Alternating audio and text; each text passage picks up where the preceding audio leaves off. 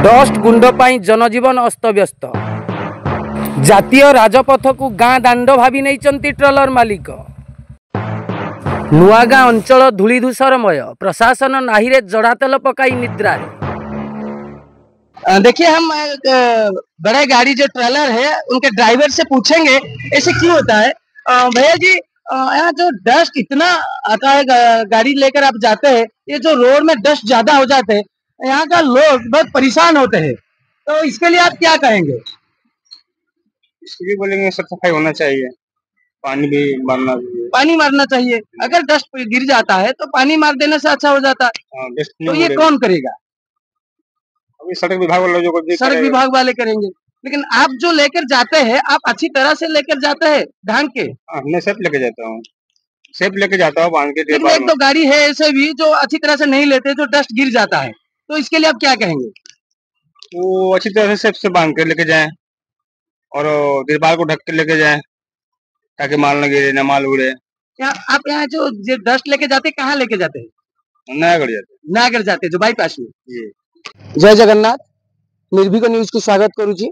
आज आम अच्छु नयागढ़ रु दशपल्ला दे जाइथिबा जातीय राजपथ 57 नंबर जातीय राजपथ नुआगाँ ग्राम पंचायत ऑफिस निकट नुआगाँ बिजु युव भवन कार्यालय सामने। एठी देखंतु, एठी एक हम्स निर्मित होइछि। एठी गाड़ी माने अनेक गाड़ी एई रोड रे जिबा आसिबा करंती, किंतु गोटे दुखर विषय एई आम नुआगाँ अंचल रे ना अछि खणी ना अछि पानी, एठी कौनसी प्रकार से भली सक्षम जिनिस नहीं, किंतु एई रोड दे जाउथिबा जो डस्ट गुंड परिवहन करी नहीं जाउथिबा ट्रलर माने, बड़ बड़ ट्रक माने, हाईवा माने, सेमानंकर दायित्वहीनता जोगु ए जो रोड रे डस्ट को पकई जाउचंती, ए अंचल बासिंदा माने से डस्ट रो प्रभाव रे अति दुर्दशा भोगुचंती।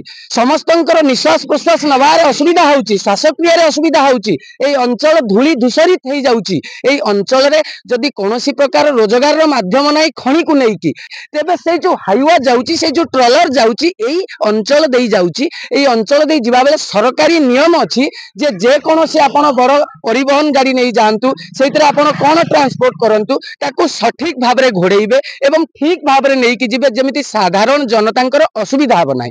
किंतु एमाने बेखातिर भाबरे ए रोड रे निज बापा रोड भाबी, निज पैतृक संपत्ति रोड भाबी एई रोड रे सेमाने पकई चालुचंती डस्ट, जहार दुर्दशा भोगुचंती एई नुआगाँ अंचलवासी। तेणु मु निर्भीक न्यूज माध्यम रे सरकार को, प्रशासन को, एई संपर्कित समस्त अधिकारी मानक मु सूचई देबाकू चाहूची, आपण माने एई रोड रे जो डस्ट गाड़ी नहीं जाउचंती ताकू ठीक निरापद सुविधा रे नियंतु। एई नुआगाँ अंचल रे जेपरि डस्ट पड़िबो नाही, नचेत आगामी दिन रे एई अंचल रे लोक माने, एई अंचल रे जनसाधारण आपण मानकू अटकेइबे, आपण मानक गाड़ी अटकीबो।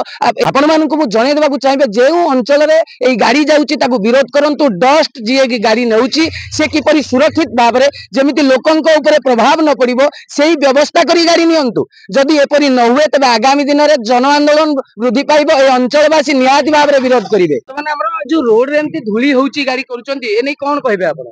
ए धूली हेले नै निश्वास प्रश्वास नै होनी, बहुत लोक एक्सीडेंट होउछंती धूली जोगु।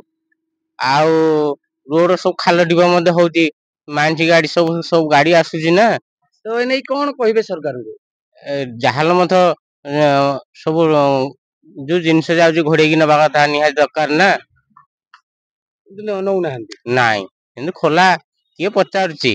गवर्नमेंट जे चेकिंग लाइन ए जिनिस ओरा करंदा, निश्चय लोक सेव होंता, गवर्नमेंट मध्ये किछिटा सेव होंता। हां, ए नै सरकार को ताले कोन कहबे?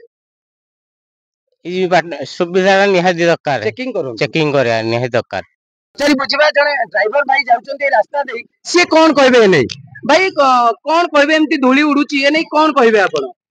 हमर जो रोड रे जो सुरक्षित कर्मी जो अच्छे से पाल फाल घोड़े की नबा कथा उचित, नचे तो आम गाड़ी चले पारनु। गोटे गाड़ी गला माने तो आम जो पछरे जाउछु धूली उड़ी आखिरे बसुची, देखो गाड़ी मोर धूली होइछि।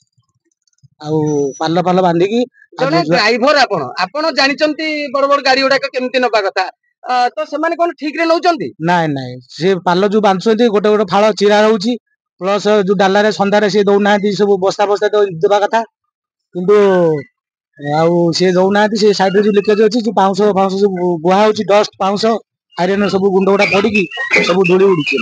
ତା ପଛରେ ଯାଇ ହଉନି। एने सरकार को कौन अभियोग करिवे? सरकारକୁ କହିବା ଆମେ ସରକାର ତ ସବୁ ଷ୍ଟେପ ନଉଛନ୍ତି, ସିଏ ନେବେ, ତାଙ୍କୁ କହିବା, କହିଲା ପରେ ଯଦି ନହେବେ ସେ ପାଣି ଫାଣି କିଛି ବ୍ୟବସ୍ଥା କରିବେ, ପକେଇବେ, ଧୂଳି ଫୁଳି ଉଡୁଛି। नयागढ़ जिला नुआगाँ संजय दत्त आचार्य रिपोर्ट निर्भीक न्यूज।